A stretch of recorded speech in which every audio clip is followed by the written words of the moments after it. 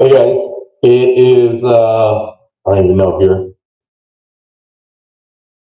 10 o'clock Central Time at our dealership here in lovely Boyd, Texas, just outside of Fort Worth. It's 10 p.m. December 11th, and I'm sure I look very tired. It's been a long week after week after week, and we're starting to see daylight because we're starting to get our office done and what have you. Yesterday, I was out making deliveries to a number of customers. Dropped off several big buckets to two different guys that have some R32s and whatever. But the main point it is, you know how I get. I can start chasing rabbits here. So the purpose of this video is to talk about the RS06-2. So as I put in the comments down there, I've gotten over 35 calls at least um, on the RS06-2, mostly talking about my price and this and that and what should I get and all that kind of stuff. So let's just go backwards just a little bit. So we sell, and by we I mean my dealership. I own Rippa USA Sales, so the buck stops with me.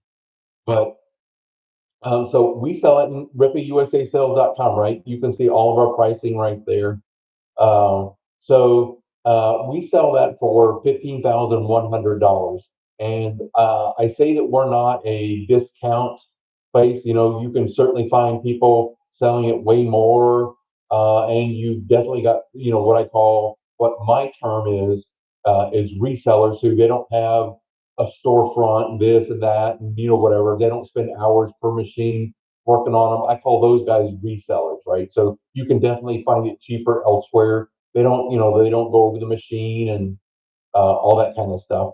But anyway, so the big thing is, what should you do? Should you get, like, for example, right now, I think we've got like three or four left of the RSO6-1s, and just to get them out of here because there's 30 of those things sitting down in Houston, and I've got probably, I think I've got 8 or 9. I'd have to check with Jake or whatever. But I've got a whole bunch down there, and I just want to hurry and get them up here because I paid for them. So to me, it's like I've got money and it's sitting over there and it's doing nothing for me. So I want them here and sitting out in my yard. So I'm pointing over there where our 1 acre lot is. So but anyway, you can see it on Google Maps. But so we're selling those things for 12.5, and we'll probably have them gone sometime next week. We've got our first shipment of RSO6-2s. They're sitting right on the other side of that door. I just don't have time to mess with them. And just like everything else, I'm not going to sell something or show it to a customer if we haven't went over it. Checking the fluid levels, track tension, every bolt, whatever it is, and then okay, we sign off on it and it's ready to go. But until then, they're right there and nobody's seeing them. Even people that physically show up here, you can't go in there and look at them because I don't want to deliver something that's not a quality product. So anyway, so the main purpose of this is really what it comes down to is if you look at some of the new features of the RSO6, it's got so one of the and I'm not going to talk about every single feature. So one of the main features that some people want is that selector switch to have two-speed travel, meaning going from point A to point B. It can go significantly faster than the RSO6-1. If that's important to you, then by all means, you need that.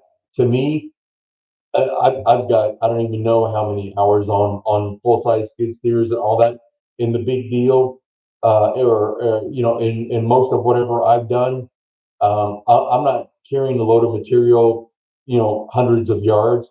Typically, my truck is right there, dump truck, whatever it is, it's right there. So I don't really care if I can go 7 miles an hour versus 4.75 miles an hour to dump it, 3.5 seconds. But like tomorrow, I'm getting up and I'm going to Houston to load up a 40-foot trailer with I don't even know here, a whole bunch of attachments and more RSO6-2s and an R32 and a whole bunch of attachments for it. Uh, R57 maybe, but I don't think that's going to be out yet. But anyway, so the point is, I don't really care about that, and that's for me as an operator, not as I own it, I'm selling it, whatever. But just like you guys, I own property, and I need to use this equipment. So that's not a big deal to me. Another feature that some people seem to like is instead of having three rollers on the bottom, it's got four, and that's going to help with the track coming off less. Well, I just say that backwards. Again, I'm working on like a 12, 14, about a 15-hour day so far, and I've still got a ways to go. So I apologize. So with that roller, it's going to add more stability to the track, as it's going around and around. That's not a big deal for me, not being smart, but I know how to keep my track tension, and I'm real big about preventive maintenance. So I check my track tension on a regular basis, probably even more than I need to. I don't have I don't have I don't have issues. And like you've seen some people out there throw a track, because they went over a rock or something on a video. Well, that's a whole different discussion where I could have told you that was going to happen. If you zoom in and watch it on a big TV, you'll see that track was not tensioned properly because it was kind of bouncing. It was flopping around on fairly level ground. So I could have told you that was happening or going to happen. And uh, real quick segue, I'm chasing rabbits here, but it's my video, so just bear with me. That machine, he was comparing it to a $40,000 machine or whatever. When you go and get a Bobcat, SEO 1000 Kubota, or not a Bobcat, a Kubota SEO 1000 or a Bobcat MT 100 or whatever, those guys go over those machines, right? I mean, you're not just buying something out of a container. That RSO6-1 that he got, it was right out of the container, went into a warehouse, and where it sat until he showed up, and then it was wheeled out onto his trailer, and then he took off with it. Nobody went over it. Nobody checked track tension. Nobody checked fluid levels. Nobody did anything because that warehouse, again, as you've heard me say in other videos, that's not a Rippa owned warehouse. Rippa's two warehouses in Houston, Texas, and Louisa, Virginia are third party warehouses that they contract out. One of the reasons they don't like to let people in there to video, like uh, they let another content creator in, the one in Houston last week, I think. I don't know what all he had to do or promise there, but they don't let me do it because I'm not going to be selective. I'm going to show every single thing. I'm not going to. Well, we only want you to video over there. Well, no, either all or nothing. So okay, that's fine with me. Whatever. It's going to help others more than it will me. So anyway, but so those guys are great. The team in Houston. I don't want to mention any names, but they're awesome. I love the team down there. That's the ones that I work with. I'm there every week, and those guys help me. Uh, we chat. If something's going on, I know about it. Um, just can't say enough about things. Just awesome group of people down there. But you've got to understand, they're not the manufacturer. They know how to unload containers. And man, like when I was down there last week, they were pulling out just double stacked RSO3s that were double stacked and then two wide. So I mean, front to back, nothing but RSO3s in the steel crates. And he had about an inch or less clearance up at the top, or he would have taken the lights off the machine. So anyway, great guys, but that's what they do. These guys are logistics people. They know how to quickly load and unload containers from the port. Just as a quick note, when you order something in a container, like Rippa is shipping from a container in China or from their factory in China to over here to one of the warehouses, that container can't just sit there for the next 20 years. That container is required to go back to the port. So generally speaking, with 40-foot container, most shipping companies give you 2 hours to unload it. After you unload it, or I'm sorry, if you don't hit the 2 hours, the clock starts and you start paying a penalty fee that's not like, $10 a minute or whatever. But I mean, it's expensive and it can be hundreds of dollars. So anyway, so these guys, they're great at logistics. They're not the manufacturer. So they're not going to sit here and prep these machines. When I go down to Houston, that machine battery has not had a battery tender on it. The fluids are not topped. The track has not been tensioned. The drive motor hydraulics has not been torqued, because, well, it just went 8,000 plus miles, right? Things could vibrate. That's not their job. That's my job as a dealer. Okay. So that's what happened. This guy, he goes to pick up the machine and it's like, okay, here you go. Right. They didn't do anything wrong. They did their job, right? They delivered a machine.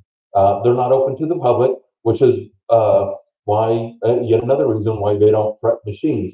Again, that's a dealer thing. So therefore, when that guy went and he started going over, little bitty small rocks, he's like big rocks. I'm like, you know, uh, I go side by side riding all over Arkansas, and Arkansas arguably is just one big huge rock. I don't ever worry about getting stuck in the mud because there's just rock everywhere. But anyway, so that's what happened there. So, I just went way off in the weeds. So there's other things like, it's now got a little padded area. Instead of the two little lights on top, they took that off and made a nice light in the engine compartment, which the engine compartment lid now is like a polycarbonate lid instead of metal. I don't really care about any of that. There's a little float thing, and I'll get in more of that in an upcoming video. But again, not being smart, but I mean, I've been doing this for a while. I don't really care about a float thing. Would it make my life easier? Sure. But would it make my life easier from a 6 to a 10.0? No. It'd make my life easier from a 6 to a 6.2. Like for me, I don't care. So for me, being a cheap person, or frugal, if that's what you want to call it, I'd rather buy the RSO 6-1 for 12.5 than this thing for, whatever price. Speaking of price, I'm just going to be transparent, right? This stuff isn't top secret.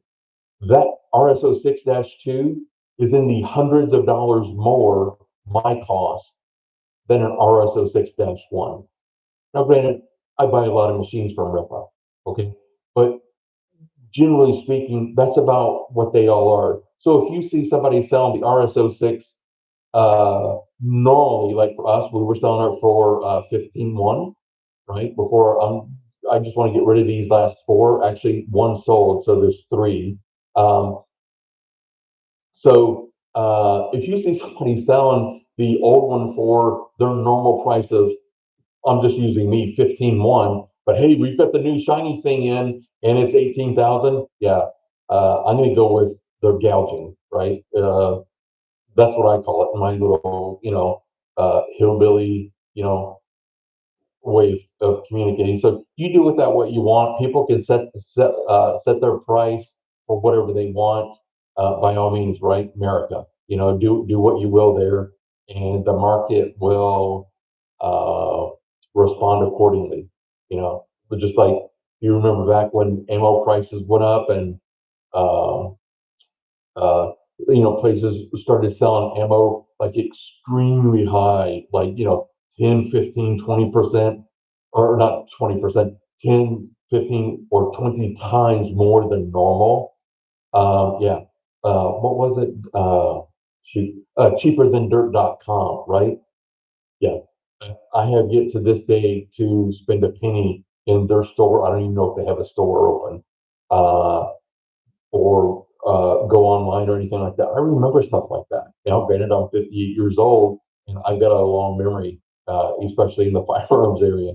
But anyway, so long story short, just be aware. I mean, we all, and I'm no different. When I've got money and I've got something and it's going to be a really nice something like this RSO 6-2, I want that thing now. If you're willing to overpay, by all means, man, rock on.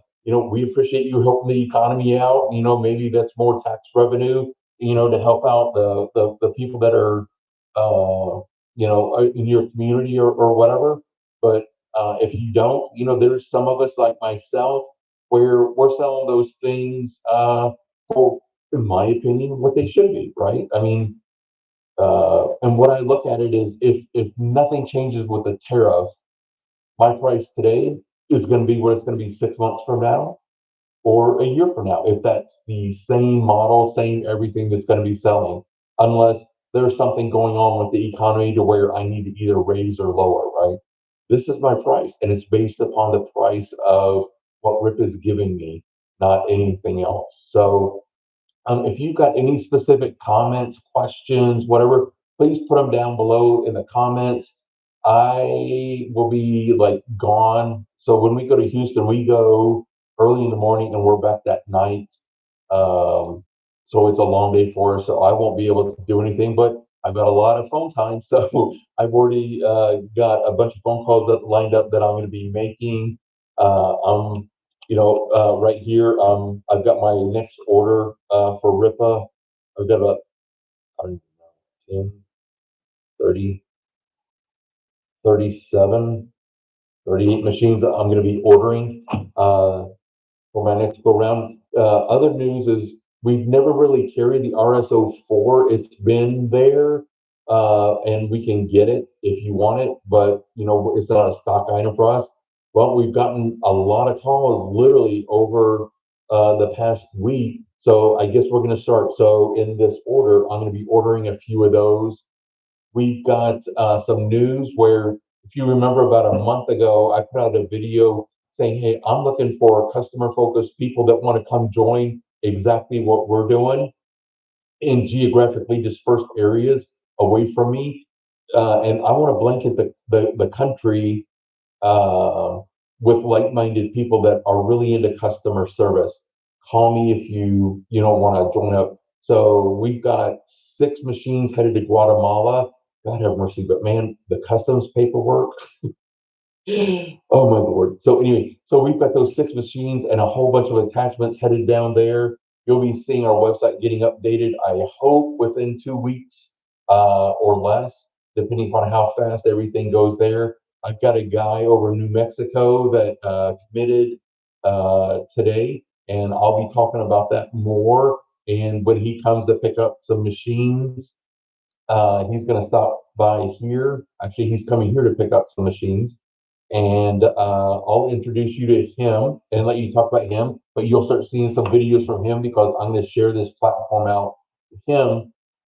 So lots going on. But anyway, so if you have any questions, any comments, put them down below. If you want to see the machine do something, understand I am, I guess, a content creator.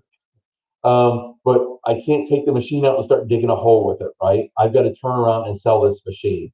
Now, we're 90% on renting some machines to where, I've got enough volume to where I think on the side of our yard, I'm going to put about 6 machines over there and we're going to rent them out. I think just because I'm paranoid, because you know how people are when they get something that's not theirs. I mean, you should see what I did with rental cars.